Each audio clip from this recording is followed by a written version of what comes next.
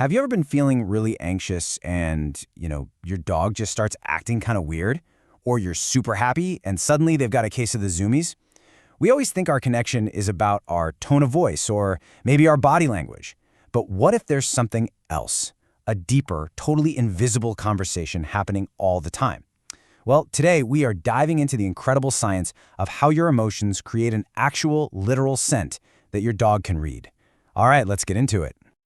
So, to even wrap our heads around this, we have to start with the sheer, mind-blowing power of a dog's nose. I mean, we humans have about 6 million olfactory receptors. A dog? They can have up to 300 million. It's an anatomical superpower.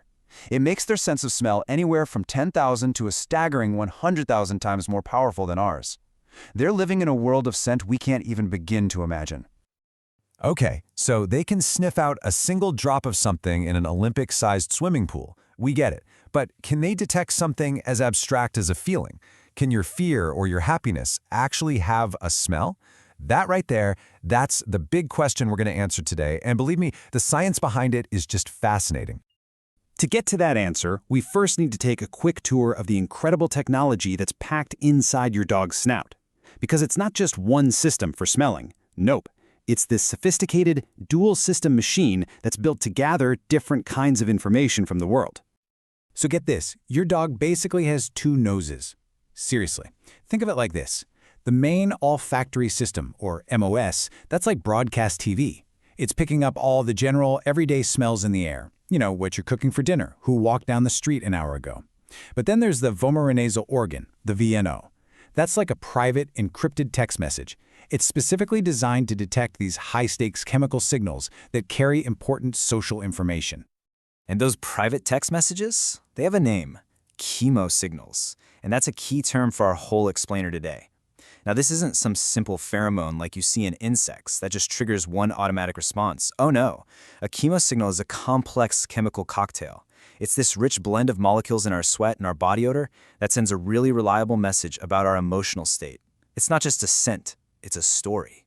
And this just shows how incredibly integrated smell is for a dog. Researchers at Cornell were mapping the dog brain recently and found something just astounding. They found a direct neural superhighway connecting their olfactory bulb, that's the nose part of the brain, straight to their occipital lobe, the vision center. This connection has never, ever been seen in any other species. And it really helps explain why blind dogs can still navigate their world and even play fetch so well. For a dog, smelling is truly a form of seeing.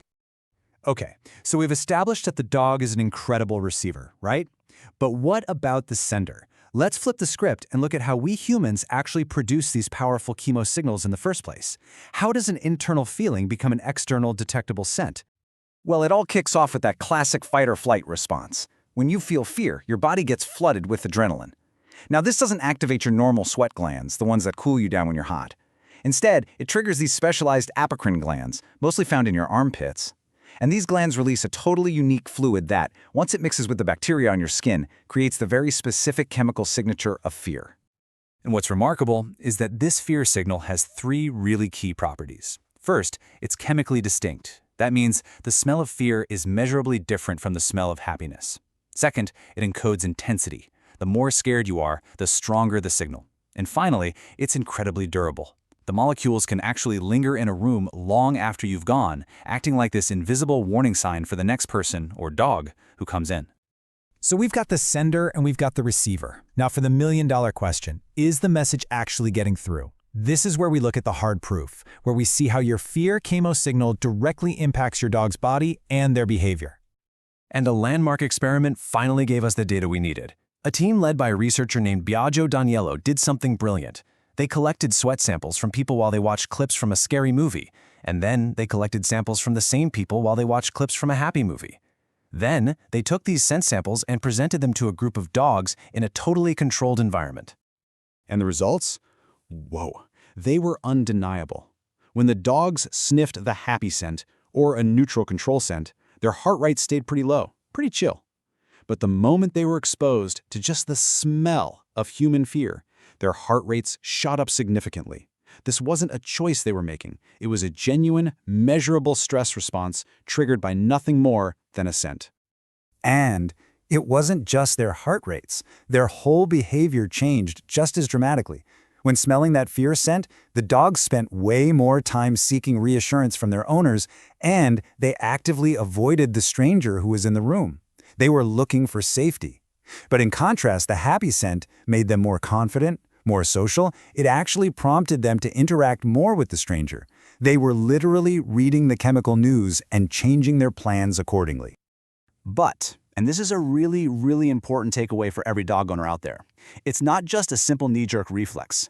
A dog's reaction is filtered through its own life story. For example, a search and rescue dog might learn to associate the smell of fear with the reward of finding a person, so it approaches. But a family pet might associate that same exact smell with thunderstorms or scary trips to the vet, so it hides. Their past experiences totally shape how they interpret the message.